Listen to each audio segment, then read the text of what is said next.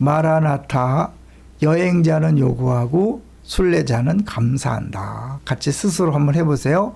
여행자는 요구하고 순례자는 감사한다.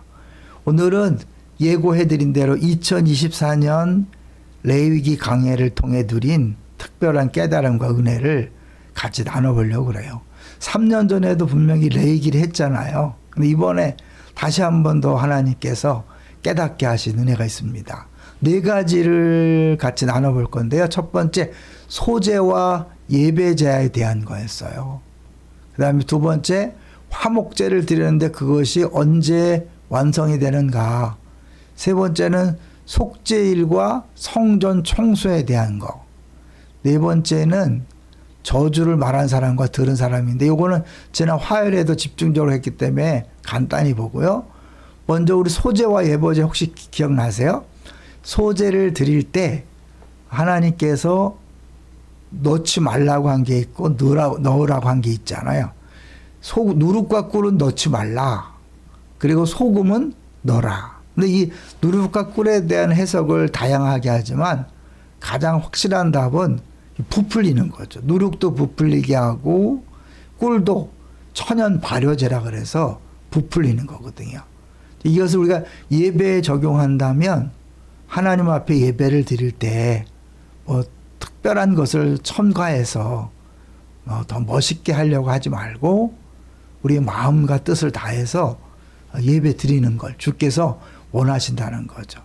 소금은 넣으라 그랬거든요. 그러니까 소금은 이제 어떻게 부패를 방지하는 건데 언약의 영원성을 보여주는 거죠. 근데 이게 가만히 보면 제사장의 음식이 돼요. 소제는 일부만 이렇게 드리고 거의 나머지는 제사장의 음식이 되는데 이게 누룩과 꿀을 넣어서 이게 만약에 변형이 되면 상할 위험성이 있잖아요.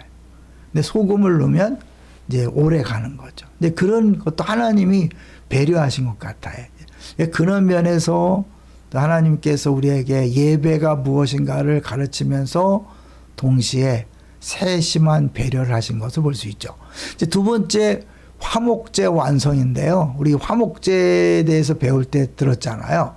이 화목제를 드리고 나서 많은 경우에 이제 다른 제사는 사실 제사 드린 사람이 가져가는 게 거의 없는데 화목제만은 제사장에게 드릴 걸 드리고 나머지를 가져가서 가족이나 이웃과 함께 먹는데 그날에 다 먹어야 되는 제사가 있고 그 다음 날까지 먹어야 되는 제사가 있잖아요. 그래서 감사함으로 드리는 화목제물은 그날 다 먹어야 돼요. 또 서원이나 자원을 드린 제물은 그 다음 날까지는 먹을 수 있지만 그 하루를 더 지나면 이제 큰일 나는 거죠. 그리고 그럴 때 이제 그 음식을 다 먹을 때 비로소 어떤 게 되느냐? 만일 그 화목제물의 고기를 셋째 날에 조금이라도 먹으면 그 제사는 기쁘게 받아들여지지 않을 것이라.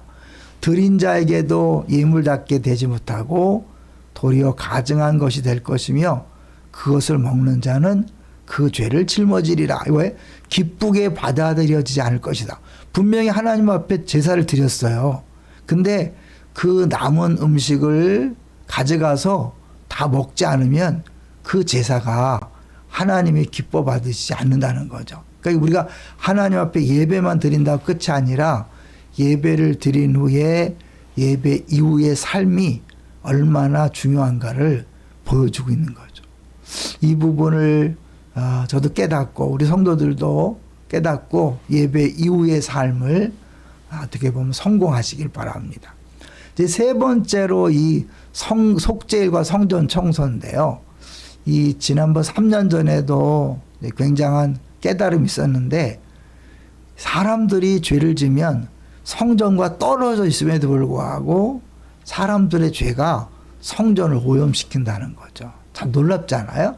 분명히 거리적 간격이 있어요. 성전에서 멀리 떨어져 있는데 그 집에서 또 삶의 현장에서 죄를 짓는 것이 성전을 오염시키고 그래서 제사를 드릴 때 보면 제단 뿔에다가 피를 바르잖아요. 왜냐하면 제단이 오염된 것을 이제 해결하는 거죠. 그래 제단 뿔에 피를 뿌리면 제단의 그 성전의 오염도 해결되고 또 죄를 진 사람의 죄도 해결되는 거죠. 신약에서는 어떻죠? 이제 거리적 간격이 없는 거죠.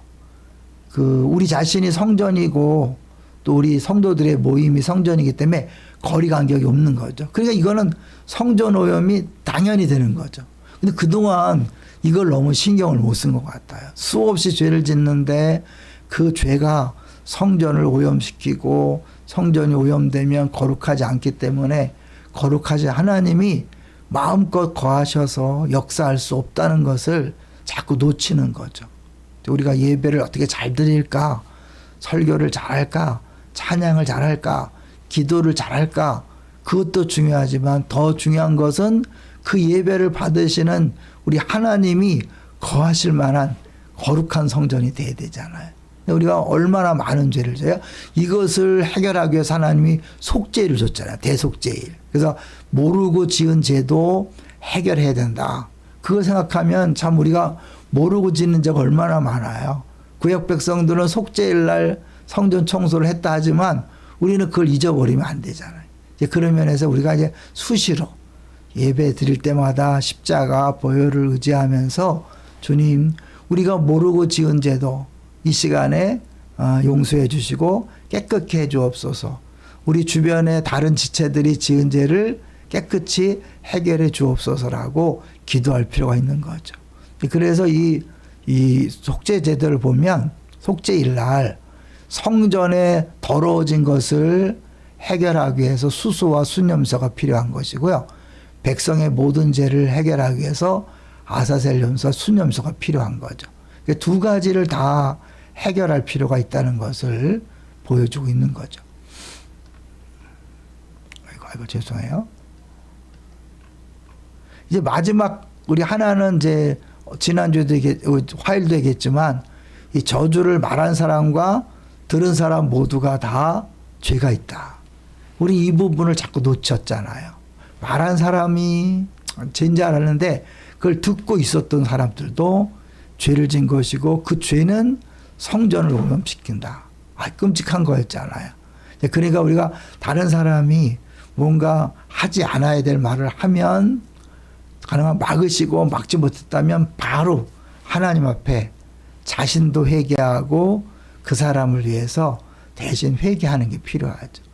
대제사장이 이스라엘 백성 전체의 죄를 지성소에 들어가서 해결받은 것처럼 우리가 이제 왕 같은 제사장으로서 우리 죄뿐만 아니라 다른 사람의 죄까지도 주 앞에 나가 고백하고 회개함으로 성전이 정결화되고 깨끗해질 때 하나님께서 임하셔서 마음껏 역사하시는 그런 일이 가능한 거죠. 저는 이번에 이 레위기 강해를 하면서 특별히 이 부분에 깨달음이 있었고 저부터도 조심하고 이제 우리 성도들에게 기회 될 때마다 이 말씀을 전하고 가르침으로 정말 우리가 몰랐던 그 부분을 이제는 확실히 깨달았으니까 하나님이 늘 우리 가운데 임재하셔서 우리 예배를 받으시고 임재하신 하나님이 능력을 베푸셔서 치유와 회복과 공급이 있고 그것을 경험한 사람들이 너무 좋아서 전하지 않고는 견딜 수 없는 그러면 만민 중에 열방 중에 기이한 일을 선포하고 찬양하는 그런 우리 모두가 되시기를 주의 이름으로 축원합니다. 할렐루야.